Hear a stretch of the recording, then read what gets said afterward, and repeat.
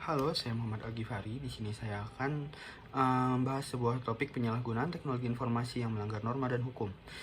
Topik yang saya ambil di sini adalah sebuah kasus yang sedang mencuat pada akhir tahun 2024, di mana sebuah startup aquaculture asal Indonesia menjadi sorotan media karena terlibat dalam skandal besar yang menyangkut keuangan perusahaan dan juga merugikan banyak investor dari mancanegara.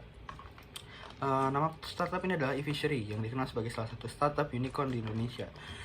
Sedikit disclaimer, pada saat video ini dibuat, topik yang saya bahas ini masih dalam penyelidikan yang berlangsung. Jadi bisa jadi informasi yang saya dapatkan ada yang salah, kurang tepat, dan juga kurang lengkap.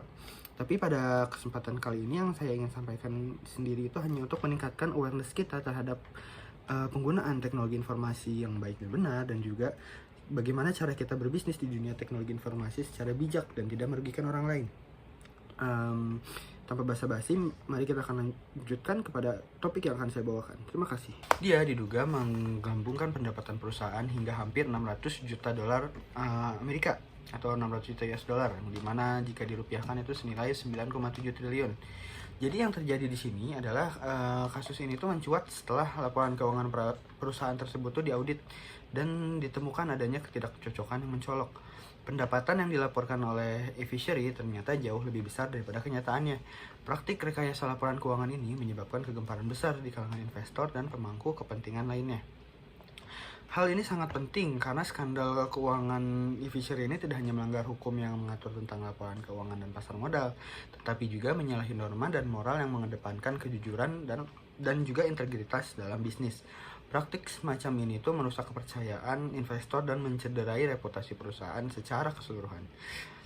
Dampak yang dapat dari kekacauan ini yang dilakukan oleh eFishery ini sendiri itu sangat luas.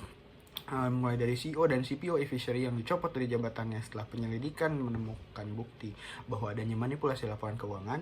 Selain itu juga ini menyebabkan kerugian yang cukup fantastis untuk beberapa investor yang menginvest, juga mengurangi reputasi investor terhadap startup di Indonesia. Jadi investor itu tidak akan jadi lebih berhati-hati jika ingin invest dengan startup yang ada di Indonesia. Seperti contohnya kayak banyak perusahaan aquaculture di luar sana yang lebih baik, tapi karena ada kasus seperti ini, mereka investor di luar sana itu jadi lebih berpikir lagi ketika ingin menanam modalnya di perusahaan-perusahaan di Indonesia. Itu jadi memicu ketidakpercayaan para investor di Indonesia itu secara umum lah. Kesimpulannya, di kasus ini menjadi pelajaran yang penting bagi kita semua tentang pentingnya transparansi dan integritas dalam dunia bisnis, terutama di era digital seperti sekarang. Teknologi informasi itu membawa banyak kemudahan, tapi jika disalahgunakan juga ini dapat menimbulkan kerugian yang sangat besar. Mungkin kurang lebih itu saja yang bisa dapat saya sampaikan. Kurang lebihnya mohon maaf. Wassalamualaikum warahmatullahi wabarakatuh.